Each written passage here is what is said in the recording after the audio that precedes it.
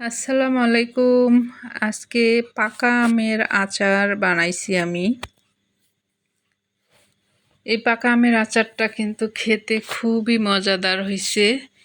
সবাই তো কাঁচা আমের আচার বানায়, আমি আজকে আধা পাকা আম দিয়ে আচার বানাইছি। আচারটা দেখতেও যতটা সুন্দর হইছে, খাইতেও কিন্তু অতটাই মজাদার হইছে। আমি এই আচার বানার জন্য এখানটায় ১ কেজির মতো আম নিছি।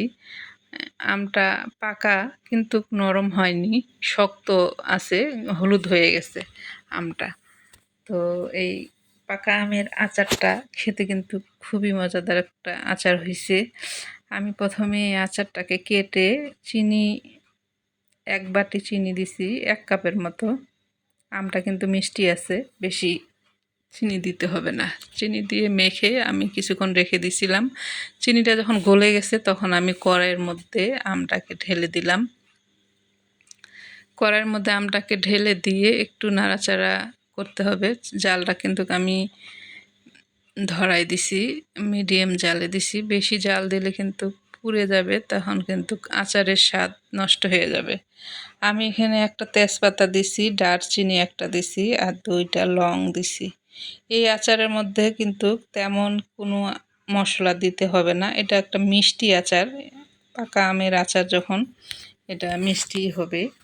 আমি কোনো রকমের বেশি মশলা দেইনি, হালকা মশলা দিয়েই আমি আচারটাকে বানাইছি। আচারটা কিন্তু খাইতে আসলেই মজাদার একটা আচার হয়েছে। আচার বানায়ে আপনি অল্প করে বানায়ে মনে হচ্ছে যেন কেন আমি অল্প করে বানাইলাম, আর একটু বেশি করে বানাইলে খুবই মজাদার হইতো। দেখতেও অনেকটা সুন্দর হচ্ছে মাশাআল্লাহ। আপনারা বানায় খাইয়ে দেখতে পারেন এরকম পাকা আম দিয়ে আচার। আমার আচার কিন্তু বেশিক্ষণ ঘরে বানায়ে রাখতে পারিনি, সাথে সাথে খেয়ে ফেলছে। আচারটার মধ্যে সামান্য আমি খালি একটু পাঁচফোড়নের গুঁড়া দিছি, আর দারচিনি, এলাচ, তেজপাতা, এই 3টা জিনিস দিয়েই কিন্তু আমি আচারটা আমার রেডি হয়ে গেছে। তো দেখতেই পাচ্তেছেন কতটা সুন্দর হয়েছে, আচারের কালার এত সুন্দর হয়েছে আর এত টেস্ট হয়েছে।